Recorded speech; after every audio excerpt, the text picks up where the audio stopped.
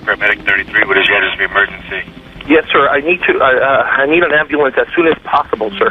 Sir, we have a gentleman here that needs help, and he's not breathing yet. He's not breathing, and we're trying to pump him, but he's not. Okay. Okay. How old is he? He's 50 years old, sir. 50. Okay. Did anybody witness what happened?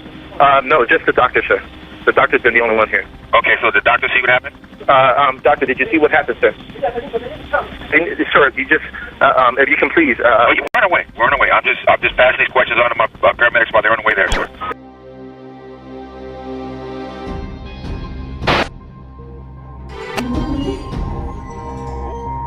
In breaking news, there are unconfirmed reports that Michael Jackson has died in a Los Angeles hospital. Michael Jackson's sudden and untimely death on June 25, 2009 sent shockwaves all over the world. Jackson's post-mortem reports and the investigators state that Jackson died due to cardiac arrest in Los Angeles, California, at age 50, which was caused by a lethal combination of sedatives and propofol, an anesthetic, and was ruled a homicide. In 2011, Conrad Murray, Jackson's personal doctor, was found guilty of involuntary manslaughter and suffered 2 years in prison. But members of the Jackson family and his close friends state that Jackson's death was planned and that he was murdered. Conrad Murray is simply the fall guy. This was definitely something that was premeditated, that they had planned to do, and they planned to take my brother out, and my brother knew it, and that's why he told me repeatedly and repeatedly and repeatedly that this was going to happen to him. In today's video, let's find out if Jackson's death was a homicide or a planned murder.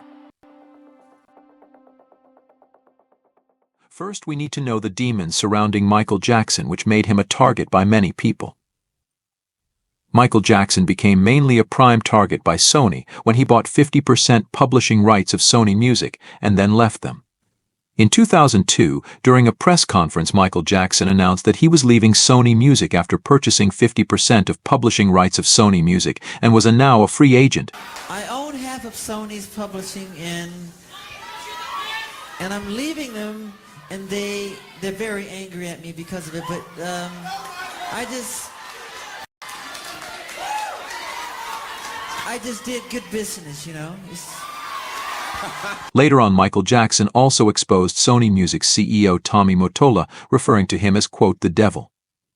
Michael Jackson explained how Tommy Mottola was a racist person who didn't promote music by black artists, and we all know Michael Jackson was a black artist. Michael also explained how Mariah Carey, the famous singer and ex-wife of Mottola, came to her begging for help so that she can escape Mottola and his tortures. Michael said, Mariah Carey,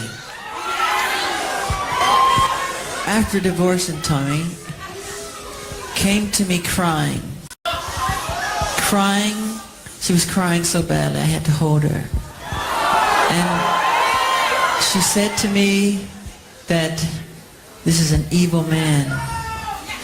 And Michael, this man follows me, she said. He taps her phones. And he's very, very evil, and she doesn't trust him.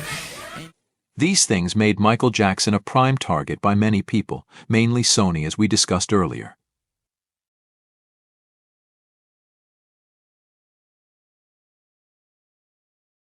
Firstly, every trained doctor knows that a person who has been given serious medication must be carefully monitored.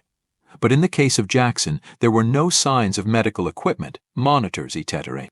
And even if there is no proper equipment, the administrator must monitor the patient in case side effects occur. But in the case of Jackson, Murray was not monitoring him as he left to get a mysterious phone call, which is exactly the opposite of what a trained doctor would do. Secondly, Murray said in court that he only left for 10 minutes to take the mysterious phone call, but after investigating the call logs, it was found out that the call's duration was 37 minutes approximately. Chapter 2. The 3 key mistakes. The first mistake. When Conrad Murray found that Jackson was unresponsive, he started performing CPR on Michael. Now, a well-trained doctor knows that CPR is performed on a hard surface like a floor, while Conrad Murray performed it when Michael Jackson was on bed, which is clearly a soft surface. Instead of giving CPR, he was kind of torturing Jackson. The second mistake. When Conrad Murray found Jackson unresponsive, instead of calling 911, he himself took things in hand and performed CPR when there was no medical equipment or nothing. After CPR failed approximately 30 minutes later, said by the officials, Conrad called 911, which was pretty late. The third and the biggest mistake. Conrad Murray, despite calling him an expert doctor, did not have a single medical equipment, whether heart monitors or oxygen tanks.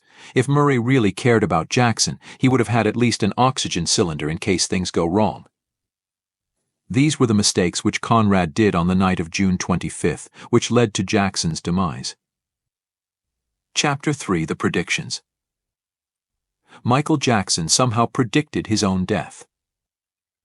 Michael Jackson's sister LaToya Jackson, in an interview, said, quote, "Michael told me that they were going to murder him. She told he was afraid. He was afraid for his life." She added, "I believe that when Michael walked in that house that night, whatever it was that greeted him, he knew that his end was upon him. And as soon as he had passed, some of the very people he had expressed suspicions about now controlled his estate."